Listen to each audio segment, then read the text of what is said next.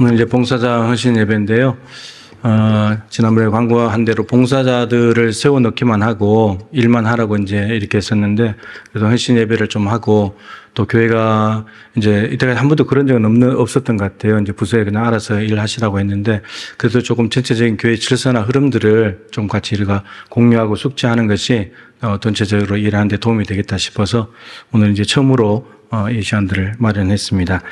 자, 오늘 봉사하는 힘과 능력이라는 제목인데, 오늘 본문 말씀을 우선에 먼저 보시면요. 그리스도의 사랑이 우리를 강권하시는도다. 우리가 생각하건대 한 사람이 모든 사람을 대신하여 죽었은즉 모든 사람이 죽은 것이라. 그리스도의 사랑이 무엇이냐 하면, 그리스도께서 한 분 그리스도께서 모든 사람을 위해서 대신 죽으신 것입니다. 그게 그리스도의 사랑입니다. 근데 그 사랑이 강권하시는 데다. 근데 끌고 간대요. 그리스도의 사랑이 끌고 간대요. 어디로 끌고 가냐라고 했더니 15절에 더 이상 자신을 위해서 살지 말고 우리를 위해서 대신 죽었다가 살아나신 예수님을 위해서 사는 곳으로. 그리스도의 사랑이 끌고 간대요. 회심한 바울이 하나님의 소명과 사명을 감당하는 힘이 어디에 있느냐? 그리스도의 사랑이라는 거예요. 아까 찬양 가사에 주 사랑이 내게 들어와 그랬잖아요. 사랑이 내게 들어와. 바울 안에 이 죄인 중에 괴수였던 바울에게 하나님의 사랑이 들어오니까 그 사랑이 바울을 끌고 가는 거예요. 어디로 끌고 갑니까? 감옥으로도 끌고 가고, 복음 전하는 곳으로, 핍박당하는 곳으로, 복음을 모르는 곳으로 끌고 가는 거예요. 근데 바울이 그 사랑의 포로가 되어서 끌려가는 거예요. 이게 지금 바울의 삶이라고 하는 거예요. 바울에게는 많은 사람들에게 자랑할 만한 유익한 것들이 있었죠. 출신, 그다음에 혈통, 그리고 지식, 자기의 의, 그리고 열심. 바울은 이러한 것들이 있었지만 이런 걸로 봉사하지 않았어요. 이건 배설물 처리했어요. 그리고 나는 그리스도의 사랑에 끌려간다. 그러니까 바울을 끌고 가는 기관차는 그리스도의 사랑이에요. 여러분들은 지금 무슨 힘으로 봉사하고 있습니까? 여러분들의 봉사를 끌고 가는 기관차는 뭐예요? 여러분 자신 아닙니까? 여러분 경험이고, 내가 교회학교 몇십 년 했는데, 내가 많이 아는데 부서일, 그런 것들이 여러분들을 끌고 가지 않습니까? 여러분들 스스로 막 가려고 하지 않습니까? 기관차 노릇 하려고. 우리의 기관차는 우리가 될 수 없어요. 그리스도의 사랑이어야 합니다. 그 사랑이 우리 안에 들어올 때 그 사랑이 끌고 가는 거예요.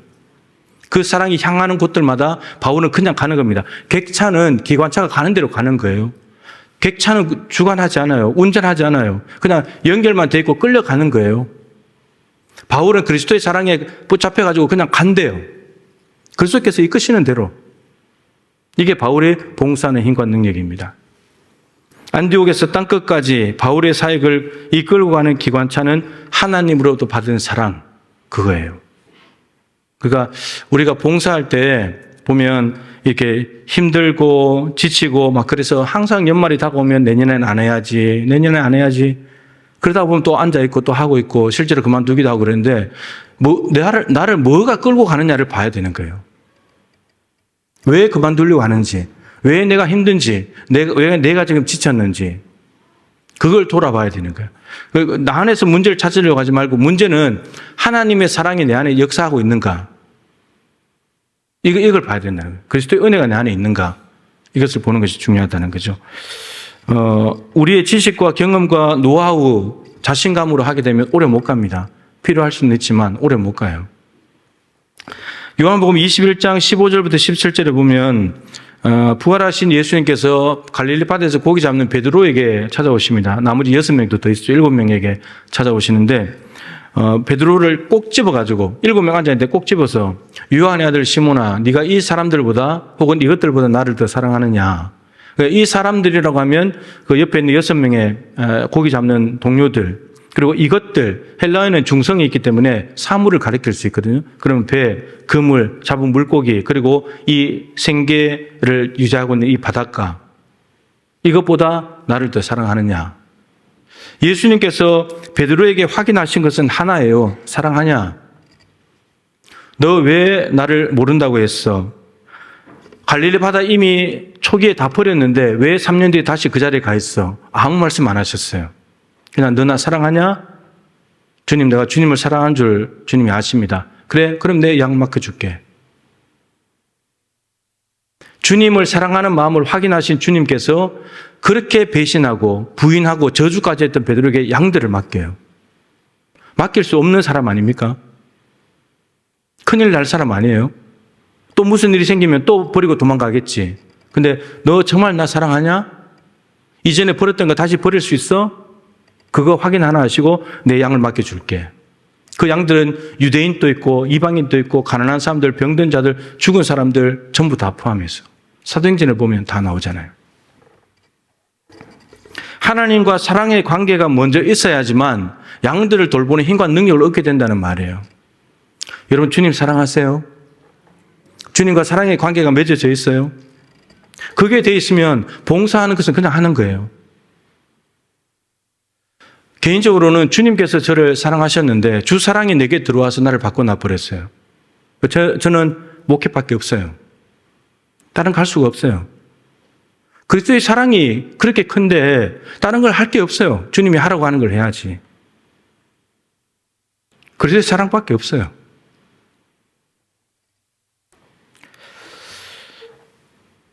그리스도의 사랑, 그리스도의 은혜가 메마른 것은 아닌지 점검해야 돼요. 무슨 일을 하다가 힘들 때는, 그만두고 싶고 포기하고 싶을 때는 그 일 자체가 힘든 것이 아니고 내 안에 그리스도의 사랑이 넘치고 있는가? 내가 지금 은혜가 계속 나한테서 샘솟듯이 일어나는가? 이걸 확인해야 돼요. 이거 확인할, 기관차가 제대로 돼 있는지를 점검해야 객차가 갈 수 있잖아요. 객차 아무리 고쳐본들 기관차 고장나면 못 가는 거 아니에요. 기관차를 점검해야 되는 거예요. 그리스도의 사랑이 내 안에 있는가? 그리스도의 사랑은 지치지 않아요. 포기하지 않아요. 바울이 감옥에 가도 기관차는 쉬지 않습니다. 그리스도의 사랑은 계속 부어지는 거예요. 대륙을 바꿔놓을 때까지. 봉사하면서 지치기도 하지만 원망과 불평이 많아지진 않았습니까? 열심히 해도 공허하고 허무한 것은 아닙니까?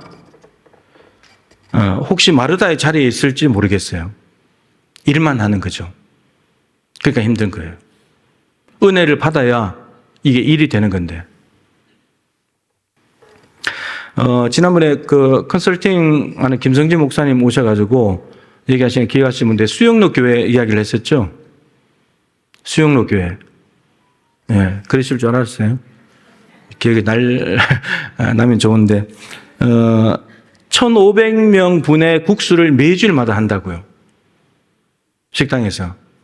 근데 가서 봤는데 너무너무 신나게 기쁘게 일을 한다고 했잖아요. 그래서 아니 어떻게 이렇게 기쁘게 신나게 하냐고. 아니 그리스도께 받은 사랑이 얼마인데. 하나님이 나에게 어떤 은혜를 주셨는데. 기쁨으로. 이런 말이 그렇지 매주 1,500그릇의 국수를 만들어낸다는 게 쉬운 일입니까? 요즘 교회에 봉사자들이 없어가지고 힘들어하는 교회들이 수두룩합니다. 사람 많다고 봉사자가 있는 게 아니에요. 근데 수영로 교회가 교인이 얼마 될지 모르지만 제가 볼 때 한 10,000명, 20,000명 정도 될 텐데 1,500그릇을 매주마다 해낸다는 것은 보통 마음이 아니고서는 못하는 거잖아요. 근데 그것을 움직여가는 기관차가 그리스도의 사랑이라는 거예요. 우리도 동일한 그리스도의 사랑을 받았는데 우리에게 사랑이 좀 덜 적게 온 걸까요? 저기는 많이 가고? 그리스도의 사랑의 종류가 다를까요? 여러분, 봉사보다도 은혜가 중요합니다. 다른 이제 개척교회나 어디 시골교회 가서 내가 봉사를 좀 많이 해야겠다. 제 뜯어 말립니다. 은혜 받는 곳으로 가야 된다. 봉사하는 게 중요한 게 아니다. 그 봉사하다가 지쳐서 쓰러진다고. 은혜가 없으면 그거 금방 그만두게 된다고. 은혜를 먼저 받고 봉사를 해야 된다는 거죠. 그러니까 받은 게 있어야 줄 수 있어요. 그 받는 것은 하늘의 것. 하늘의 것을 받아야 줄 수 있는 거예요. 하늘의 것을 받지 못하면 못 주는 거예요. 그건 한계가 있는 거죠.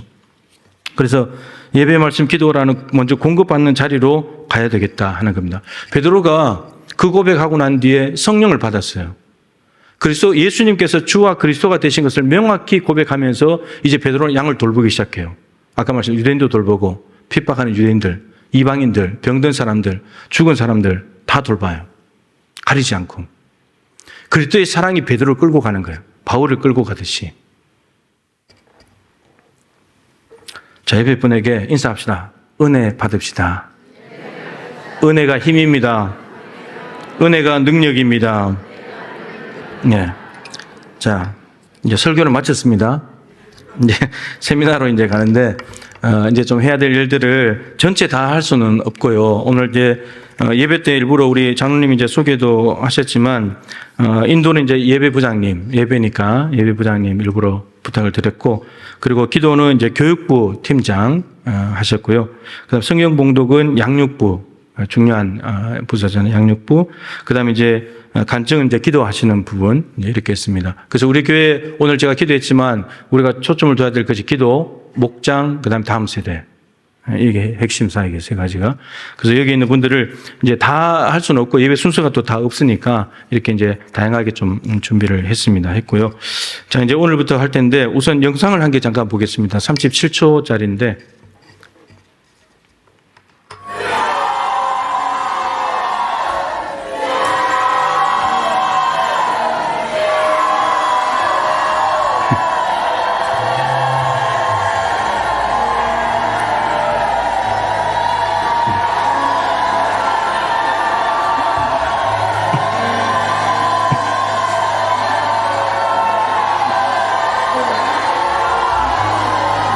예.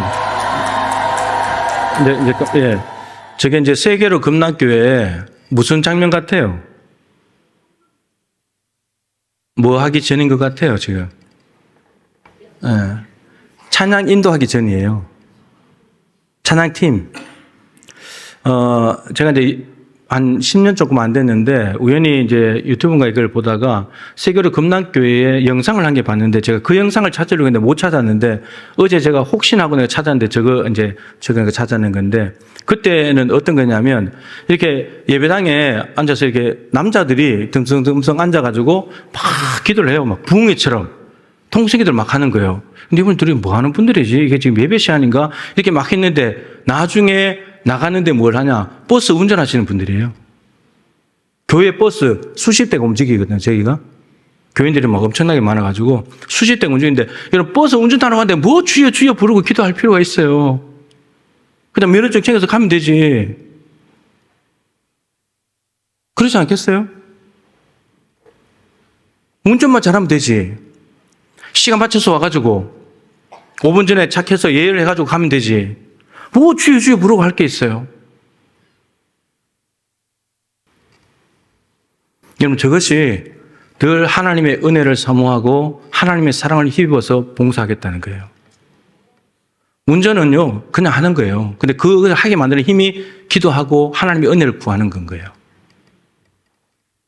그러니까 수십 대가 움직이는데 저 사람들이 기쁨으로 와서 깜깜할 때 와가지고 차 운전해서 서울 전역에 경기도 가서 사람들 태우는 거예요. 아까 저게 찬양팀이 이제 예배 시작하기 전인데 찬양 인도하기 전에 모여 기도하는 거예요. 우리 찬양팀. 예. 여기 모여서 이제 기도하시는데 어느 정도로 해야 되냐면 깜짝 놀랄 정도로 성도들이 예배하러 와 있다가 뭔 일이지? 이래 놀랄 정도로 한빛교회 갔는데 뭐든지 하여튼 집회하기 전에 뭐 강의하기 전에도 무조건 찬양하거든요. 하는데 가서 이제 준비기도 하는데 깜짝 놀랐어요. 뭐 방언하고 막 기도하는 거예요. 그 찬양 그거 한 10분, 20분 하려고. 그럼 사역의 비결은 찬양을 얼마나 잘하냐 그게 있지 않아요. 이미 거기 기도하는 자리에서 결정나는 거예요. 우리의 봉사가 이렇게 되면 좋겠다. 이제 봉사를 소개할 텐데 오늘 다 얘기하지 못하는 그 봉사 부서들도 모여서 그 일을 시작할 때는 통성기도 하고 시작하세요. 우리 장로님들이 저 당회실에서 기도하시잖아요. 1부 예배, 2부 예배 사이에 기도하시고 현안을 얘기하고 통성 기도하고 선임자가 마무리 기도하고 그렇게 해서 주일을 시작하잖아요. 여러분들도 찬양팀이 하든 예배위원 안내위원이 모이든 차량 봉사를 나가든 모여가지고 기도부터 하고 하시라는 거예요. 기도는 사역을 위한 사역이 아니라 사역 중의 사역이다. 기도학교 때 많이 말씀드려요. 그 자체가 사역이라고, 기도가. 프로그램이 아닙니다. 프로그램은 뭐 있을 때는 하고 없을 때는 안 하고 잘 되면 하고 안 되면 안 하면 그만인데 기도는 그런 게 아니죠. 본질이니까 늘 해야 되는 거예요. 아무 일이 없어도 기도해야 되는 거예요. 기도 없이는 우리가 무슨 일을 하는 것을 두려워해야 됩니다. 기도 없이 한다는 건 두려워해야 돼요. 토요일 새벽에 저는 갑자기 하나님 이런 마음 주시면 왜 내가 그게 순종을 했는지 좀 후회를 할 때가 있어요. 뭐하러 토요일 날 새벽 기도 또 만들어가지고 나도 그냥 좀 쉬고 하면 좋은데. 근데 주님이 자꾸 이제 그런 걸 시키시니까 그래서 토요일 날 새벽에 여러분 나와서 우리가 이제 이런 게 있어요. 새벽 기도에 5시 20분에 시작하니까 5시 20분에 못 가면 안 가는 거예요. 여러분 6시에 와서 새벽 기도 다 끝나고 난데 기도해도 되잖아요. 꼭 그 시간에 맞춰서 올라니까 그 시간에 못 가면 전체를 다 포기해버리잖아요. 기도하는 게 목적이라면 일어나서 5시 20분이 지나더라도 5시 반에 40분, 50분에 6시 와서라도 기도하고 가는 거예요. 이왕이면 같이 모여가지고 우리가 주일을 위해서 저렇게 하는 것이 목표인데 그래도 토요일 날은 전체가 다 모여서 한번 부르짖고 기도하고 주일을 준비하자는 거예요. 하나님께 드린 예배인데 그래야 되지 않겠나 하는 거죠. 지난주에 예배 세미나 이제 할 때 말씀드렸지만 예배는 언제부터 준비하는 거라고요? 네, 이미 뭔가를 시작할 때부터 하는 거예요. 이번에 이제 헌신 예배 하는데 제가 지금까지 13년 동안에 제 기억으로 딱 2분 있었던 것 같아요. 이게 성경 봉독 담당자가 성경 본문 알려달라고 연락을 했어요. 미리 읽어보고 오겠다고, 준비하겠다고. 지금까지 딱 2분이에요. 제 기억으로. 네. 그 예배는 이미 이분은 그 구절이 뭔지를 궁금해하면서 내가 읽고 준비해서 가야 돼 할 때부터 예배는 준비된 거예요. 그게 목요일이에요. 이 헌신 예배는 그분은 목요일부터 시작된 거예요. 그리고 이제 또 개인을 얘기했습니다. 우리 박인대 집사님은 제가 목요일 날 제가 이제 들은 이야기입니다만 목요일 날 설교를 보내주면 곡을 뽑잖아요. 찬양곡을 선곡하면서 울어요. 곡을 선곡해놓고 은혜가 돼서.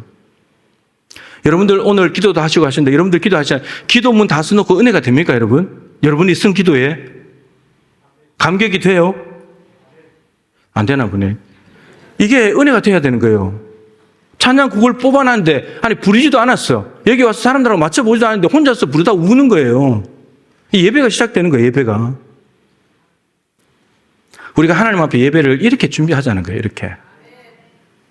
이렇게 해야 하나님께서 이미 준비할 때부터 하나님께서 영광을 받으시는 거고 그런 예배가 되지 않겠나 하는 겁니다. 자, 찬양대하고 찬양팀에 대한 말씀인데 제가 사실 이제 부서별로 일어나서 박수를 좀 하고 싶은데 우리 전체 다 섬기시는 분이니까 마지막에 한번 박수 합시다. 누가 섬기는지 좀 알 필요가 있긴 한데 일단 시간이 좀 많이 가서 자, 그래서 찬양대는 예배의 모범이고 앞자리잖아요. 앞자리. 또 구별된 옷을 입고 계시고, 예, 그렇기 때문에 예배의 모델이 돼야 돼요.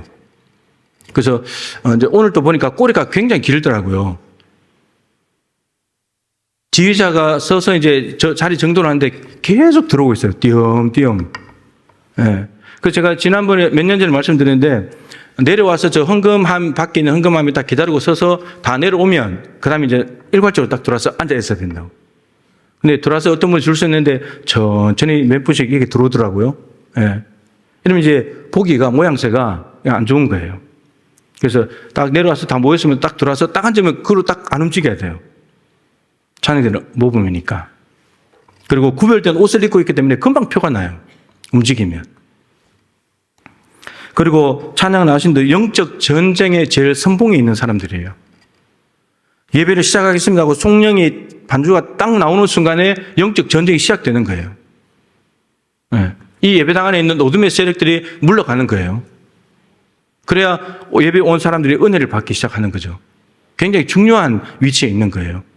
네. 찬양팀도 마찬가지고 2부 때 찬양팀도. 그리고 이 귀한 자리를 다른 데 양보하지 마세요. 빼앗기지 마세요. 네. 악착같이 지키세요. 누가 내 자리에 앉으면 화를 내야 돼요. 왜 내 자리에 앉냐고. 내 자리인데. 지켜야 돼요. 저는 지켜야 돼요. 구원받은 자의 특권이에요. 구원받은 자의 특권입니다. 저기는. 네. 그리고 찬양대도 마찬가지인데 환하게 웃기. 옆에 보고 웃어보세요. 환하게. 환하게 웃어야 돼요. 네. 그리고 아멘을 잘해야 돼. 찬양신과 찬양대는. 요즘 아멘 소리 여기서 좀 많이 나더라고요. 예. 예, 아멘을 잘해야 돼요. 그럼 이게 분위기라는 것이 이게 참 중요합니다, 이게. 예, 별것 아닌 것 같아도. 찬양팀이 손을 한번 들잖아요. 이게 별것 아닌 것 같잖아요. 손을 들면 심쿵할 때가 있어요. 마음이 쿵해요. 이게요. 감동이 와 손 드는 것이, 이거 하나님을 경배하는 거잖아요. 이런 게 굉장히 중요한 거예요. 예. 손을 한번 들고 눈물을 흘리면서 찬양하고 이런 것들이 앉아있는 사람에게 그냥 감동을 주는 거예요. 하나님이 역사하시는 거거든요. 그러니까 찬양팀 기도 시작하실 때 성도들이 깜짝 놀랄 정도로 수요 예배도 마찬가지고, 예, 그렇게 해야 되는 거예요. 예. 그리고 이제 인도자 같은 경우들은 이제 새벽에도 그렇고 모든 예배들이 대부분 다 사도신경으로 시작을 합니다. 그리고 일부 예배는 중간에 사도신경을 하는데 사도신경을 할 때는 천천히, 예, 너무 빨리 해버리니까 앉아 계세요. 어르신들 못 따라가요. 엇박자가 나니까. 그래서 시작할 때는 나는 여기까지만 딱 해줘야 돼. 그리고 앉아있는 사람들이 그 다음에 따라올 수 있도록. 예, 많이 가버리면 어떤 분들은 신앙 고백 앞에 게 없어요, 지금. 그 뒤에 거부터 뒤약돼. 그렇기 때문에 나는 하고 따라올 수 있도록 해주시면 좋을 것 같고. 그리고 예배 이제 인도 마치고 들어갈 때 통성 기도를 시키고 가시는데 예배를 위해서, 성령의 임재를 위해서, 하나님의 영광을 위해서, 그리고 설교자를 위해서 이거는 반드시 기도해야 돼요. 앉아있는 분들도 기도하면서 예배할 수 있도록 그렇게 좀 해주시면 좋겠고, 예배 중에는 이동 안 하시는 게 제일 좋습니다. 하나님께 예배하는 자리니까요. 좋겠고요. 그 다음에 안내위원들하고 봉헌위원들 이제 같은 분들인데, 이제 안내위원들도 교회 얼굴이 다 첫인상이에요. 그죠? 세가족들이 딱 왔을 때 저 밖에 있는 세가족 안내위원들을 딱 보는 거예요. 세가족 담당자들 이제 안에 있긴 한데, 그 얼굴을 처음에 딱 보자마자 여러분 거기서부터 내가 이 교회를 등록할까 말까 결정이 돼요. 밖에서 이렇게 웃으시면서 환하게 맞아주시는 것이. 그러니까 저 밖에 안내하시는 분이나 세가족 분은 처음 보는 사람이다. 그러면 무조건 가서 인사해야 돼요. 환하게 웃으면서 손잡아주면서 인사를 하는 거예요. 예. 이성끼리 말고 동성끼리만. 예. 만지면서 손잡으면서 잘 오셨다고. 왜? 환하게 맞아주는 거. 여러분 거기서부터 내가 이 교회 너무 친절하고 따뜻하니까 내가 이 교회 등록해야 되겠다. 이걸 결정하는 거예요. 예. 이게 굉장히 중요한 거죠. 그리고 안내위원들은 예배당에 언제 들어오는지를 좀 이제 시간적으로 어떤 타이밍에 들어와야 되는지를 좀 이렇게 헷갈리는 부분이 있는 것 같아요. 그래서 일부 예배 안내위원들은 참회 기도가 끝나면 들어오세요. 시간이 대략 한 12분, 13분 정도 될 겁니다. 예배 시작하고 9시 13분 정도. 그리고 2부 예배는 앞에 찬양이고 그다음 기도자가 있기 때문에 기도자의 기도가 끝나면 들어오세요. 네. 그래서 기도하고 있을 때 밖에 누가 늦게 온 사람이 못 들어오도록 기도하고 있으니까 잠깐 기다리시라고 했다가 기도 끝나면 같이 들어오세요. 기도하고 있는데 안에 들어와서 막 다니고 하면 방해가 되니까 그렇게 좀 해주시면 좋겠다 싶어요. 그리고 이거는 뭐 여러분들이 잘 아시는 거지만 안내하면서 무슨 봉사하면서 드린 예배는 예배가 아니고 정말 앉아서 예배만 하는 것만 예배다. 예. 그래서 한 번으로 퉁 치지 마시고 예배를 분명히 앉아서 예배만 집중할 수 있는 예배를 반드시 하면 좋겠다라는 겁니다. 예. 그다음 봉헌위원들도 이제 예전에 한 부분인데 좀 많이 이제 좀 헷갈리시는 부분들이 있는데 설교 후에 일부 예배 때는 설교 후에 찬송을 시작하면 이제 봉헌함을 열어서 준비를 하는 겁니다. 찬송을 부르기 시작할 때였는 거죠. 그래서 찬송을 부를 때 준비하기 때문에 어떤 분들은 이제 설교 끝나고 나는데 기도하면 바로 이제 막 준비를 하고 계시더라고요. 그럼 이제 기도하는데 드르르 소리가 나니까 찬송을 시작하면 봉헌함을 열어서 준비를 하는데 찬송가가 몇 절 있는지를 아는 게 중요해요. 선두 장로님들이. 만약에 3절까지밖에 없다. 그럼 2절 끝날 때까지 다 챙겨야 되잖아요. 그럼 빨리 챙겨야 되는 거예요. 4절까지, 5절까지 있다. 그럼 좀 여유가 있는 거예요. 이걸 감안해가지고 준비를 해야 된다는 거예요. 일부 예배 때는 그렇게 봉헌함을 준비하고 안수 집사님들은 봉헌함 열쇠를 챙기시고 그래서 들어오면 선두 장로님이 저한테 주시고 난 뒤에 이제 나머지 분들은 저 봉헌함으로 갖다 넣으면 되는 거예요. 갖다 넣고 그리고 넣은 뒤에는 안수 집사님이 잠궈야 돼요. 이건 이제 왜 잠그냐 2부 때 또 할 텐데 여러분 왜 그러냐면 우리의 죄성을 믿을 수가 없기 때문이에요. 잠궈 놔야 돼요. 잠궈 놓고 그리고 2부 예배 안내자들이 모여서 30분 전에 모여서 기도하잖아요. 준비하고 10시 반에. 그럼 기도하고 난 뒤에 와서 열어놓으면 돼요. 그때 이미 성도들이 와 있기 때문에 괜찮아요. 그렇게 이제 준비를 하자는 거죠. 그리고 2부 때는 좀 순서가 다르잖아요. 그죠? 그 설교하고 난 뒤에 이제 찬양을 부르고 그다음에 이제 통성 기도를 하는데, 찬양을 부를 때 똑같이 준비를 하는 거예요. 결단 찬양 부를 때. 그리고 주여 삼창하고 기도를 시작하면 들어오시는 거예요. 근데 이제 보니까 찬양할 때 막 들어와요. 예, 빨리 갖다 놓고 싶은지. 그러니까 찬양을 할 때 준비를 하시고 끝나고 난 뒤에 제가 기도하겠습니다. 주여 삼창을 하면 그때 들어오셔가지고 들고 계시는 거예요. 여기 갖다 놓지 말고 선두 장로님도 들고 계시다가 제가 마무리 기도하고 봉헌 기도하고 축도하고 나면 그때 갖다 넣으면 돼요. 이해가 되셨죠? 안내원들 많이 해당이 되기 때문에 잘 기억하셔야 되고 선두 장로님들께서 잘 해주시면 좋겠다 생각이 듭니다. 자, 그리고 이제 제적회하고 이런 부서들 얘기를 좀 하려고 하는데요. 창세기 1장 2절에 보면 땅이 혼돈하고 공허하며 흑암이 깊음에 있고 하나님의 영은 수면에 운행하시니라는 말씀이 있습니다. 땅이 혼돈하다는 말은 형태가 없다는 말이에요. 그때는 물이 온 천지를 덮고 있었기 때문에 물 아래에 다 있어요. 땅도 있고 다 밑에 있잖아요. 이런 땅이 물 속에 있으면 이게 땅이에요, 물이에요? 물이에요, 땅이에요? 네. 그렇기 때문에 형태가 없다는 말이에요. 그래서 하나님이 어떻게 하냐? 물 속에 있는 땅을 위로 나오게 해서 육지를 만든 거예요. 육지와 바다를 구분시키는 거예요. 형태를 잡는 거. 이게 땅이 혼돈해서 하나님께서 창조하면서 질서를 만드신다는 뜻이에요. 그리고 공허하다, 텅 비었다는 말이죠. 그래서 채우는 거예요. 하늘에도 채우고 땅에도 채우고 물 밑에도 채우고 다 채우는 거예요. 그리고 하나님의 영은 수면에 운행하시나 성령께서 운행하시면서 이 모든 작업들을 하셨는데, 그래서 여러분 이런 상황 가운데 창조가 이루어졌어요. 그리고 질서가 만들어진 거죠. 그때 하나님이 뭐라 그러셨어요? 보시기 좋았다. 그러니까 질서가 잡히는 것이 하나님이 보시기 좋은 거예요. 고린도전서 14장 33절에 하나님은 무질서의 하나님이 아니시오 오직 화평의 하나님이시니라. 하나님은 무질서의 하나님이 아니면 무슨 하나님이죠? 질서의 하나님. 질서가 잡혀야 화평하다는 말이에요. 질서가 무질서해지면 화평이 없어지는 거예요. 창세기 1장 2절하고 지금 제가 똑같은 말씀을 드리는 거예요. 우리가 교회에 제적회를 비롯한 무슨 일을 봉사를 할 때 질서가 있어야 된다는 말입니다. 제가 지금 그걸 하려고 하는 거예요. 교회 안에 하나님의 질서가 있어야지 화평스러워지는 거예요. 근데 질서를 깨기 시작하면 이게 불화가 생겨요. 주의 일을 한다고 하면서 교회를 한다고 하면서 부딪히는 거예요. 그렇기 때문에 어느 정도 질서를 좀 잡아보자 하는 것입니다. 자, 제적회 우선 이야기하는데, 여러분 교회에는 당회가 있고 재직회가 있고 공동의회가 있습니다. 세 가지 회가 있잖아요. 가장 상위 기관이 어디입니까? 상회가 공동의회입니다. 공동의회. 당회는 제일 밑에예요. 당회. 그리고 재직회 공동의회가 있습니다. 당회는 아시는 대로 공동의회에서 세례교인 30명당 한 명의 장로님을 세울 수 있는데 투표를 통해서 3분의 2 얻은 사람들을 장로로 세워서 위임을 해준 거예요. 이 장로교 정치는 대의 정치입니다. 무슨 위에 있을 때마다 공동회의를 다 모여서 결정할 수 없잖아요.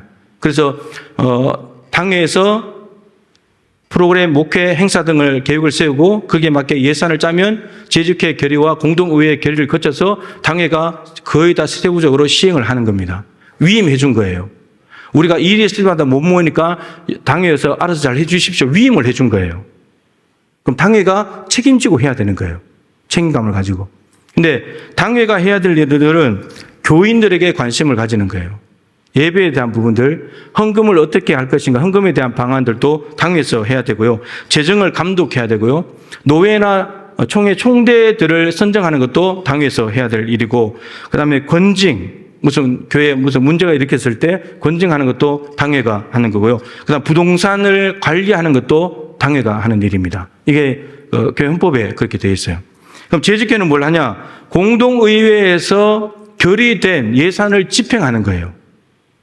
결의된 예산을 집행하는 거예요. 재직회가 예산을 결의하는 것이 아닙니다. 공동의회까지 가야 결의가 끝나는 거고, 결의가 끝난 걸 재직회는 집행하는 것뿐이에요. 결정에 따라서 집행하는 것뿐입니다.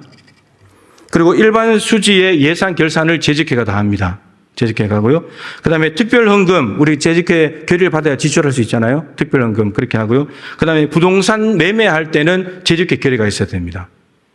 그 다음에 공동의회는 직원들을 뽑을 때, 담임 목사 뽑을 때, 공동의회를 해야 되죠. 그리고 예결산 마찬가지로 공동의회까지 가야 됩니다. 오늘 예배 마치고 이제 예결산 공동의회를 통해서 결의를 하게 되는 거죠.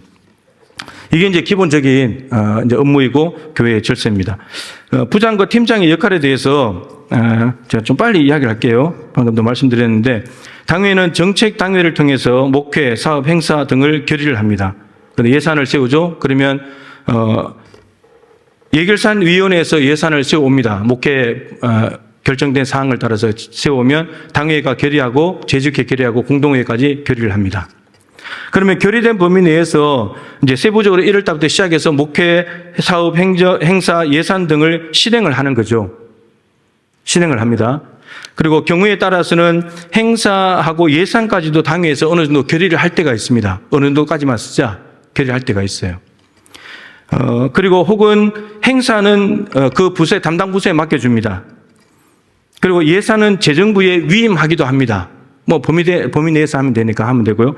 때로는 담당 부서하고 재정부가 협의를 해서 할 때도 있습니다. 이게 정확한 예산이 좀 더 들어가는데 항목이 명확히 않을 때는 전용할 수 있도록 재정부 위임을 해주기도 합니다. 그래서 그 해당 부서하고 같이 이제 조인해서 하는 거죠. 부장은 결의에 따라서 실행하고 중요한 것은 팀장과 소통을 해야 됩니다. 당회에서 어떤 행사가 결의가 끝나면 그 담당 부장은 내려가서 팀장하고 상의를 해야 돼요. 이 일이 우리 부서에 있는데 이걸 어떻게 하면 좋겠느냐 이렇게 이제 소통을 해야 되는 거죠. 그리고 소통한 대로 실무를 진행하면 됩니다. 그러니까 팀장님들은 이것을 당회에서 결의해서 부장이 가지고 내려놓은 안건에서 이거 해야 되냐 말아야 되냐 결정권이 없습니다. 팀장들은 그걸 결정하는 위치가 아닌 거예요. 그것은 이거 어떻게 할까? 어떻게 하면 잘 될까? 이거 고민하는 게 팀장의 역할입니다. 예를 들면 작년에 했던 대로 창립주일에 선물을 이제 많이 했잖아요. 그죠? 그래서 예배부에 맡겨줬어요. 떡을 할 건지, 빵을 할 건지, 뭐, 호두과자를 할 건지, 당회에서 또 아이디어를 좀 달라고 하면 아이디어를 장로들이 제안합니다. 그럼 그 아이디어를 가지고 예배부에서 내려가서 팀장하고 이야기를 하는 거예요. 우리가 몇 명에서 뭘 하고 얼마큼 할까? 이 이야기를 하는 거예요. 그래야 그거를 조사를 해가지고 뭘 하기로 결정을 하면 주문을 하고 그러면 이걸 누구를 동원해서 배분하는 걸 할까? 권사회 할까? 여중대 할까? 불러서 배분하는 역할을 합니다. 그리고 남은 거는 어떻게 처리할까? 그리고 나중에 피드백을 받습니다. 몇 개 했고 어떻게 했는데 뭐 모자랐다든지 많았다든지 이런 걸 다 해놓는 거죠. 그리고 그 다음 준비할 때 참고를 하는 겁니다. 올해 실제로 이제 이렇게 된 거죠. 재정은 재직회의 소관이다라고 이제 생각하실 수 있는데 이 의미를 알아야 됩니다. 재정은 재직회 소관이라는 말은 재직회에서 결정하고 결의하고 집행하고 마음대로 한다는 뜻이 아닙니다. 공동의회에서 결정한 범위 내에서 당회의 결의로 해당 부서에서 집행하는 겁니다. 그렇죠? 공동의회에서 예산이 다 결의가 끝났잖아요. 이미 오늘 하면 다 결의가 끝나는 거예요. 그럼 그 안에서 당회에서 어떤 일을 준비를 하고 하게 되면 이게 재직회 소관이라는 것은 재직회에서 마음대로 결정하는 것이 아니고 이미 공동회의 결의 끝났기 때문에 당회에서 결정해 주면 재직회에서는 집행만 하는 거예요. 재직회, 재정부는 당회 결의에 따라 집행하는데 권한은 어느 항목에서 지출할 것인가만 결정하면 되는 거예요. 예를 들면 재정부는 그렇게 하면 됩니다. 그리고 고유한 업무가 있는데 부서별로 마음대로 재단을 하지 않았으면 좋겠다. 그러니까 이게 2년마다 돌아가잖아요. 부장도 돌아가고 팀장도 돌아가는데 업 관련해서 이제 돌아가는데 근데 누가 맡느냐에 따라서 하는 고유한 업무가 있는데 이거는 필요 없어 하고 이렇게 잘랐네요. 그리고 이제 해요. 그럼 자기가 할 때는 별 문제 없어 보이는데 그 다음 사람에게 넘겨줬는데 이 잘라낸 일이 필요한 일인 거예요. 그러면 새로 받은 사람만 고생하는 거예요. 다 해내야 되니까 또. 그러니까 어떤 일을 할 때는 함부로 재단하지 말고 이야기를 하는 거예요. 소통을 하는 거예요. 부장 장로님하고 장로님 이거 해보니까 이 일은 좀 불필요할 것 같은데 어떻습니까? 이렇게 이야기를 할 수 있잖아요. 근데 이야기도 안 하고 자기가 다 잘라버려요. 이렇게 되면 이거 질서가 완전히 다 무너지는 거예요.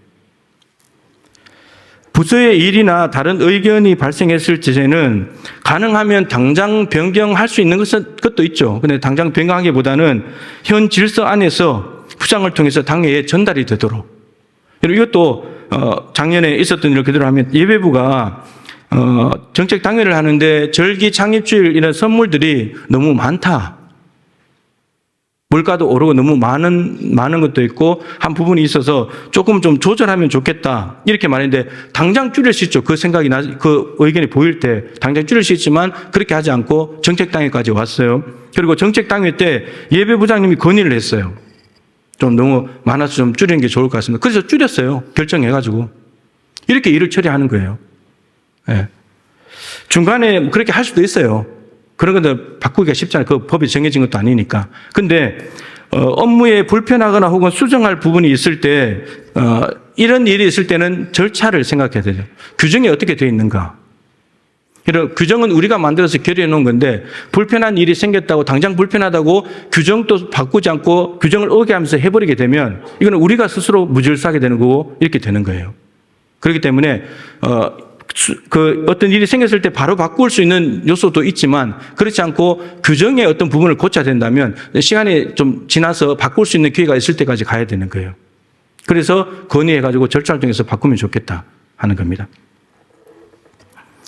자, 부장과 팀장들은 이제 좀 이렇게 해주시면 좋을 것 같고요. 그리고 제가 이제 마지막에 말씀드리려고 했는데 오늘 이제 예배부장님이 이제 이 예배부 이렇게 합시다 이렇게 해가지고 여기에 뭐 보니까 안내위원들 몇 분까지 와야 되고 또 출입문은 몇 시에 닫고 헌금함은 몇 시에 이동하고 세부적으로 다 적어놨어요. 그러니까 부장님들, 팀장님들께서 좀 수고롭지만 자기 부서에 해야 될 일들을 세부적으로 예를 들어서 창립주일 뭐 선물 그러면 언제 뭐 몇 개 아이들 따로 뭐 어른들 따로 몇 개 할 건지 이런 것 좀 일할 수 있는 업무 내용들을 좀 매뉴얼을 적어가지고 이걸 좀 정리를 해서 사무위원회에다가 넘겨주시면 사무위원회에서 이걸 취합을 해서 수정할 거 수정하고 교정해서 책자로 좀 만들면 좋겠다 싶어요.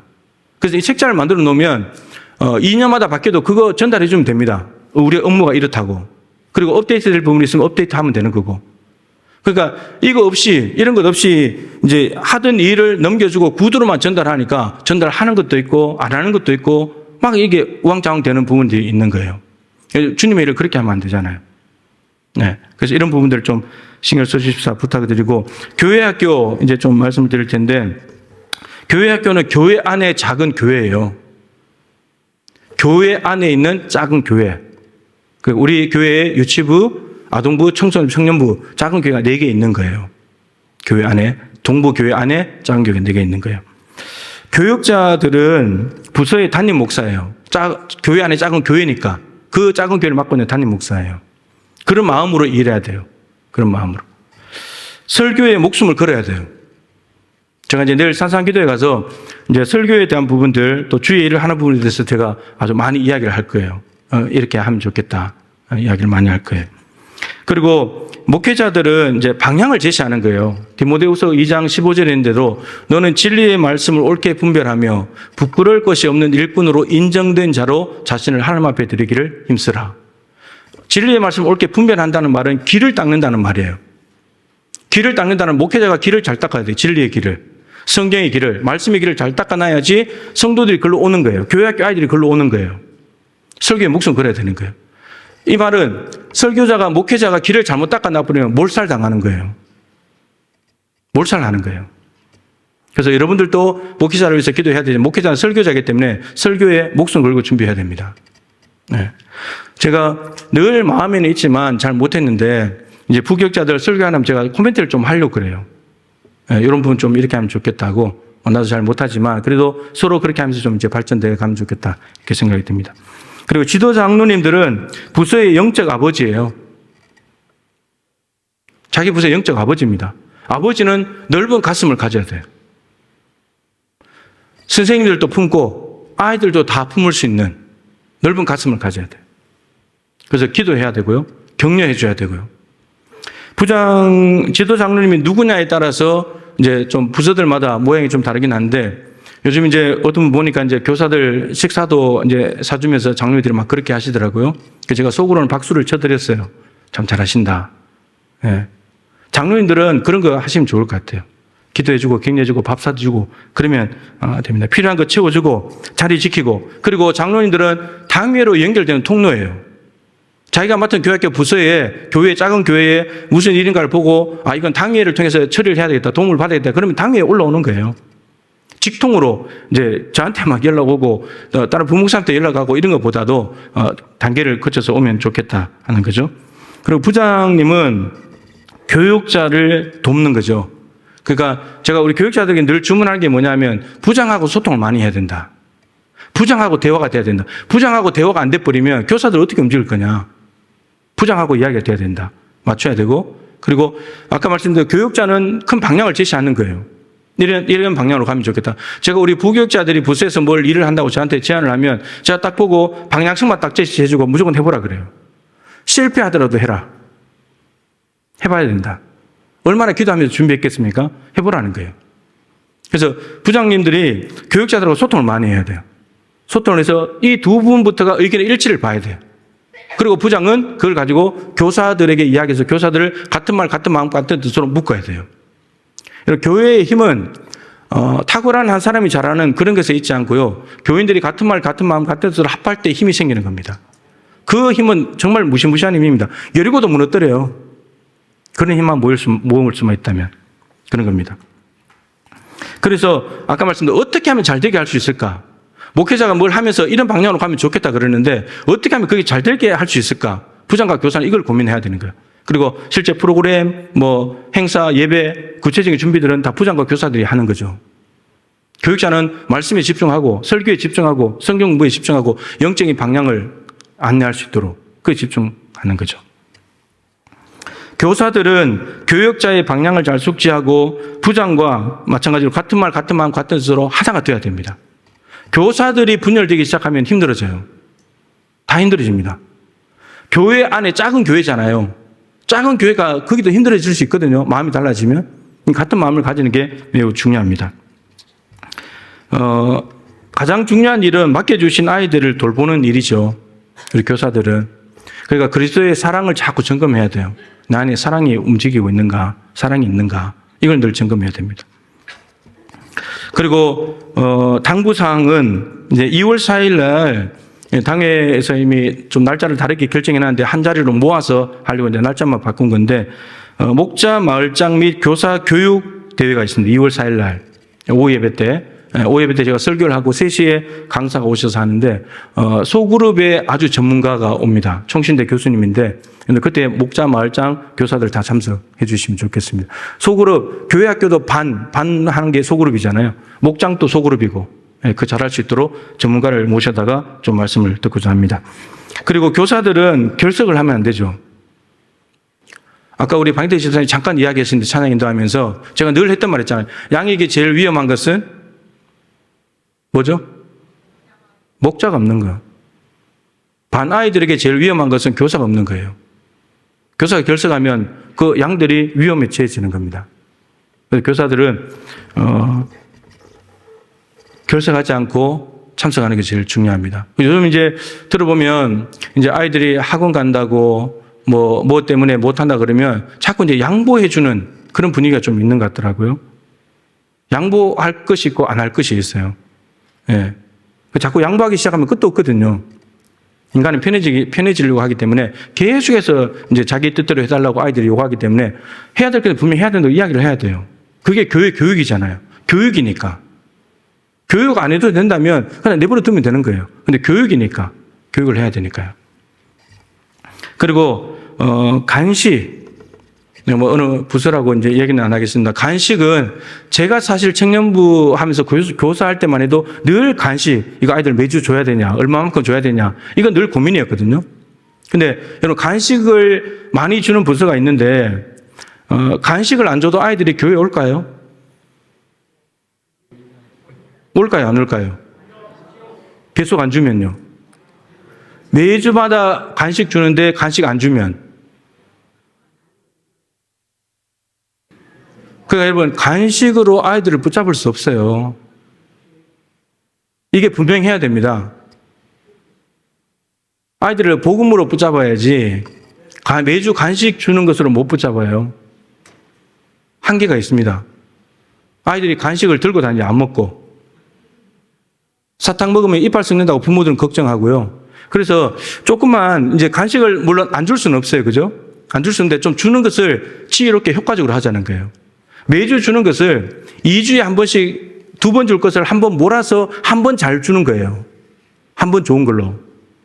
그렇죠. 사실은 매 2주에 한 번씩 주는 것도 저는 원치 않는데 한 달에 한 번 정도 정말 딱 알차게 좋은 걸로 애들이 보자마자 금방 뜯어서 먹을 수 있는 걸로 그런 매력적인 걸로 줘야지 그게 효과가 있지 매주마다 줘버리면 다음 주에 또 간식 줄 건데 하고 이렇게 되면 간식 없으면 교회 안 오면 어떡할 거예요? 예, 이런 떡과 복음은 같이 가야 되지만 떡에 너무 치우치기 시작하면 복음이 힘이 없어져요. 예, 아이들은 간식이 없어도 교회 와야 됩니다. 아이들은 어른들만큼은 안 되지만 어른들은 간식 안 줘도 잘 오시잖아요. 밥 주니까. 네, 밥이 있긴 하지만. 네, 그래서 우리가 교사들부터가 아이들은 복음으로 붙잡아야 된다. 복음으로 세워야 된다. 이게 명확해야 돼요. 확신이 있어야 돼요. 누가 안 들어도. 확신이 있어야 돼요. 자, 그리고, 신방을 제가 이제 교회학교 우리에도 이야기를 했습니다. 신방을 가야 된다. 신방을. 결석한 사람들 신방을 가야 된다. 좀 이따 이제 목자 말장 할 때 이제 말씀드릴 텐데, 우리 교육자들에게 제가 이렇게 이야기를 했습니다. 이미. 화요일 오전까지는 결석자가 다 파악이 돼야 되고, 화요일 하루는 온전히 밖에 나가서 신방만 해라. 그러려면 목자 교사들이 출결 사항을 정확하게 보고를 해줘야 돼요. 그래서 전화를 할 때는 전화를 하고 갈 곳은 가고 어쨌든 화요일 하루는 교회에 있지 말고 나가라. 나가서 신방하고 오라고. 그 신방 보고서 내라고. 그렇게 이야기했어요. 그래서 여러분들이 도와주지 않으면 못하는 거예요. 이거는. 목자들하고 교사들이 안 도와주면 못하는 거예요. 같이 신방 가는 건 더 좋은 일이고 근데 교육자들이 일단 알아야 뭐 전화를 하든 안 그러면 연락도 안 하고 그냥 찾아가서 그냥 가게 가서 그냥 기도 한번 해주고 온다든지 그럴 수 있으니까 그건 여러분들께서 도와주셔야 된다라는 거죠. 그리고 전도에 집중하면 좋겠다. 이런 교회의 생존 문제니까 전도해야 된다. 그럼 아까 세계로 금락교회 말씀을 드렸는데 저 교회가 원래 일산에 있다가 파주로 옮겼습니다. 일산에 있을 때 저 주성민 목사님이라는 분이 예전에 순천에게 전도 집회할 때도 오셨는데 그분이 신학대학을 11수 하신 분입니다. 11수. 11년 동안 신학교 한 곳에 가려고. 예. 근데 하나님께서 그분을 아주 귀하게 이제 높이시는데 부모님, 어머니의 기도가 많았던 것 같아요. 어머니가 젊었을 때 돌아가셨는데 아들아 너는 목회자가 돼야 된다. 너는 세계적인 부흥사가 돼야 된다. 근데 정말 30대부터 부흥사가 돼서 부흥회를 하러 다니는데 근데 일산에 있을 때 개척해가지고요. 어떻게 전도를 했는가? 매일마다 전도 나가는 거예요. 매일마다. 근데 이제 직장 다니고 하니까 못 오잖아요. 그러면 저녁에 퇴근하고 와서 7시 반에 전도하러 나가는 거예요. 매일마다. 근데 교회에 새 가족이 오기 시작하는데요. 한 주에 30명씩. 놀라시지도 않네. 30명. 그리고 많으면 80명. 제일 많을 때는 130명. 들어본 숫자가 아니니까 이렇게 한 주에 30명에서 130명씩 새 가족이 들어오더라는 거예요. 이해할 수 없는 부흥이 일어난 거예요. 이해할 수 없는. 그러니까 전도하면서 계속 뿌려놓으니까 하나님이 거두게 하시는 거예요. 그 교회 교인들이 나가서 전도한 사람이 아니라 할지라도 하나님은 보내시는 거예요. 전도하는 열정이 있으니까 보내시는 거예요. 자, 그래서 전도는 교회의 생존 문제와 연관이 있기 때문에 우리가 좀 힘을 내야 되겠다 하는 거고요. 자, 이제 다 와갑니다. 목자와 마을장인데 마을장은 시무 장로님들이 이제 섬기는 건데요. 시무 장로님들의 제일 중요한 교단 헌법에 있는 장로의 역할 중에 하나가 이겁니다. 교회의 신령상 관계를 살핀다. 교회 안에 있는 신령상 영적인 부분들을 살피는 것이 장로의 역할이에요. 교인이나 교회의 영적인 부분들, 그래서 여러분 교회의 가장 낮은 곳을, 가장 약한 자들을 눈여겨봐야 돼요. 뒤에 의자들이 많이 배치가 바뀌어졌죠. 장의자 맨 뒤에 있던 의자들이. 저것이 휠체어 타고 오는 우리 교인들을 배려하기 위해서 바꾸는 겁니다. 저거를 우리는 다 알고 있어요. 우리 교회에 휠체어 타고 오시는 분이 몇 분 있다는 거를. 근데 저거를 편하게 해주려고 하시는 분은 그리 많지 않아요. 한두 분이에요. 그분들에 의해서 저게 되는 겁니다. 식당에 내려가 보시면 그분들이 어디서 식사를 하냐? 다목적실에서 식사를 합니다. 지난주부터. 같이 줄 서서 하고 하면 그게 너무 복잡해지니까 그분들에게 편한 자리를 제공하려고 다목적실을 옮긴 겁니다. 이게 눈에 띄는 사람이 있어요. 근데 저는 이게 장로님 드려야 된다는 거예요. 이런 걸 볼 수 있는 눈이. 장로님들이 볼 수 있어야 된다는 거예요. 어떻게 하면 이 교인들이 편하게 신앙생활을 할 수 있을까? 자꾸 밑을 봐야 된다는 거예요. 밑을. 이게 그 영적인 부분을 살리는 거예요. 우리가 영적인 부분으로 막 거룩하고 막 찬양 부르고 말씀하고 그런 게 아니잖아요. 양과 염소, 가난하고 헐벗고 굶주린 사람들을 돌본 것이 천국에 간다. 얼마나 영적인 일이니까. 이게 저는 우리 교회 장로님들이 그 안목을 가지면 좋겠다라고 하는 겁니다. 그래서 목원들의 애경사에 장로님들도 마을장이니까 참석하시고, 그리고 장례식 때 한번 기도도 하시고, 마을별 모임 때 리더도 하시고, 그리고 목자들을 잘 챙기고 섬겨주시면 좋겠다 싶습니다. 그리고 목자들은 말 그대로 목장의 목자예요. 목회자예요. 목회자. 네, 목회자입니다. 목회자의 심정을 가지고 목원들을 돌보면 좋겠다라는 겁니다. 양 한 마리에 대한 다윗의 마음, 사자가 그 새끼를 물어갈 때 그 한 마리에 대한 다윗의 마음, 그리고 바울이 갈라디아 교회가 복음을 듣고 난 뒤에 변질 되버렸을 때 또 해산의 수고를 하겠다. 내가 너희들 위해서. 내가 또 힘들지만 너희에게 또 복음을 전하겠다. 그 해산의 수고를 하는 목자들은 이 마음으로 가야 된다는. 교사도 마찬가지고. 그래서 목자들은 목원의 상황을 살피고 목회자들한테 이제 이야기를 해줘야 되죠. 신방 일정을 조율하고 유고 상황이 생겼다. 결혼식이 있고 장례식 있고 군대에 가고 병원에 입원하고 이런 상황이 또 있으면 다 이야기를 해줘야 돼요.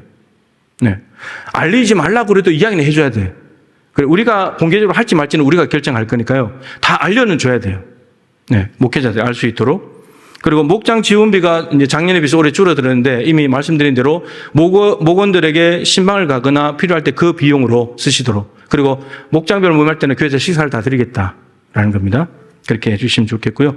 아까 말씀드린 대로 주일 예배 출석에 대해서 적어도 화요일 오전까지는 다 파악이 될 수 있도록 도와주셔야 돼요. 그래야지 목회자들이 전화를 하든 신방을 하든 할 수 있으니까요. 그걸 도와주시면 좋겠다 싶습니다. 그리고 목자 교육을 이제 정기적으로 할 텐데 3월 달부터 참석해 주시면 좋겠고, 목장 모임은 나눔보다는 기도 중심으로 전환을 할 거예요. 나눔도 잠깐 하지만 기도 중심으로 목원들의 기도 제목을 나누면서 같이 기도하는 거예요. 기도 중심으로 바꾸겠다 하는 거죠. 자, 그리고 세가족부인데 세가족부를 따로 하는 이유는 한편으로 가장 중요한 부서이고, 세가족이면 세가족부터 시작해서 다른 부서로 연결이 되기 때문에, 목장으로 연결되고 남녀 선교로 연결되기 때문에 세가족부를 제가 따로 이제 하는데, 아까 말씀드린 대로 세가족부들이 누가 처음 오면 금방 알아챌 수 있어야 돼요. 처음 본 사람이다. 그러면 다가가는 거예요. 네. 그래서 인사하고 하는 거죠. 그리고 뭐 단위로 왔든 어쨌든지 간에 가서 인사를 하고, 단위로 오셨습니까? 환영합니다. 인사하면서 그렇게 하는 거죠. 등록은 강요하지 않습니다. 본인이 할 때까지, 한다고 할 때까지 기다리는 거죠. 요즘은 정탐하는 분들이 많습니다. 교회를 최소한 한 달 혹은 몇 개월 다녀보고 교회 결정합니다. 근데 강요를 해버리면 이 부담감이 올 수 있거든요. 기다리는 거예요. 기다리는 겁니다. 등록할 때까지. 자기가 선택을 해야 자기가 책임을 질 거니까 그렇게 하는 거죠. 그리고 가장 중요한 부분은 이제 바나바인데, 바나바를 작동을 할 겁니다. 그래서 바나바 교육받은 분들이 대부분이기 때문에 세가족부에서 바나바를 연결하면 바나바로 잘 섬겨주시길 바랍니다. 그 가족이 교회에 잘 정착할 수 있도록 여러분들께서 도와주시면 좋겠습니다. 자, 이제 마지막으로 할 텐데, 우리 교회에 이제 약점이라고 한다면 기준이 별로 없다는 거예요. 기준. 뭐든지 간에 부서별로 뭐 업무에 대해서 기준, 매뉴얼이 없다는 거. 그게 참 일하면서 참 힘든 부분인데, 그래서 그런 것들을 하나하나를 좀 이렇게 만들어 가보자 하는 심정으로, 아까 말씀드린 대로 부서별로 이거 다 만들어서 주면 책자를 만들어서 그걸 보면서 우리가 좀 업무를 하자, 그런 얘기입니다. 가전제품에도 사용 설명서가 있잖아요. 그죠? 가전제품 하나 취급하는 것도 사용 설명서에 따라서 해야 고장이 안 나는데, 우리가 주님의 일을 하는데 이게 그냥 주먹구기식으로 하면 안 되겠다 하는 거죠. 네. 그래서 그동안에 섬겨오신 분들의 수고가 헛되지 않기 위해서 우리가 잘 준비해서 더 잘해보자라고 하는 겁니다. 무슨 안건이나 불편사항, 건의사항이 있을 때 아까 말씀드린 대로 개인의 목소리 혹은 교회 저쪽 한쪽의 목소리, 아니면 곧바로 어떤 장소에 공론화시키기보다는 절차를 통해서, 여러분 우리 당회는 열린 당회이지 닫힌 당회가 아닙니다. 교회에서 무슨 안건 올린다고 해서 막 묵살해버리고 그렇게 하지 않아요. 다 들어보고 심사숙고를 합니다. 당회를 이용을 하세요. 당회 이용을 하세요. 그래서 당회가 잘 움직여질 수 있도록 여러분들이 올려주는 것이 당회가 더 잘 움직이는 방법이에요. 그래야 우리 장로님들도 일하는 방법을 배워가고 속도가 빨라지고 교회 필요를 더 잘 채워줄 수 있잖아요. 닫힌 당회 아닙니다. 열린 당회예요. 예, 여러분들이 잘 이용해 주시면 좋겠다 싶습니다. 그리고 마지막으로 이제 자치단체들이 있는데 남성교 여전도회, 안수사회, 권사회가 있는데 여러분 원래는 몇 년 전에 제가 이제 이걸 보니까 주보에 막 남성교 여전도회가 무슨 당회에 보고된 것이 없는데 막 뭘 해요. 야외도 가고 뭘 행사를 막 해요. 그래서 이건 우리가 이거 교회 주보에는 올라왔는데 만약에 가서 무슨 일이 생기면 당회는 모르고 있고 이러면 안 되겠다는 거예요. 그래서 사실 제가 제안해가지고 남성교 여전도회는 선교하는 거잖아요. 안수집사회 권사회도 마찬가지로 선교부에 소속하도록 해놨어요. 그래서 그 자치단체에 무슨 일이 있거나 행사를 할 때는 선교부에 보고를 해서 선교부장님이 당회 때 얘기하도록 이렇게 만들어놨어요. 그래서 그걸 좀 지켜주시면 좋겠다 싶습니다. 그래서 당회도 알고 있어야 되잖아요. 남성교 여전도가 필요한 부분도 있을 거니까 그런 분들 요청하면 우리가 당에서 얘기해서 또 도와드릴 수도 있는 거고 그런 거니까요. 이런 질서들을 좀 지켜서 하면 좋겠다 이렇게 생각이 듭니다. 장시간 했는데요. 뭐 교회에 돌아가는 일련 일들을 이 짧은 시간에 다 할 수는 없고 또 그렇지만 또 한편으로 이걸 또 뭐 정기적으로 계속 할 수도 없어요. 그죠? 한 번 시간 내서 이렇게 한 것이니까요. 이제 앞으로 책자를 만들고 매뉴얼을 만들면 교회가 훨씬 더 일하기가 좀 수월해지고 편하지 않을까 생각이 듭니다. 그래서 부장님, 팀장님들께서 좀 매뉴얼 이렇게 일하는 것들을 좀 만드셔가지고 그 부서의 업무도 한번 정리가 되니까 정리하셔서 좀 해주시면 사무위원회에서 수고를 하셔가지고 책자를 만들어서 다 배포를 해서 그걸 보고 좀 이해를 할 수 있도록 그렇게 하면 좋겠다 싶습니다. 우리 시간이 갔지만 아까 맨 처음에 불렀던 오직 주의 사랑에 매여 우리 찬양 한번 하고요. 기도하고 마치도록 하겠습니다.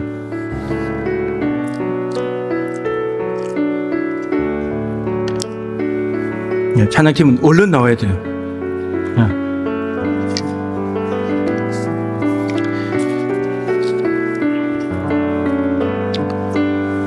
사랑에 붙잡히시기를 축복합니다.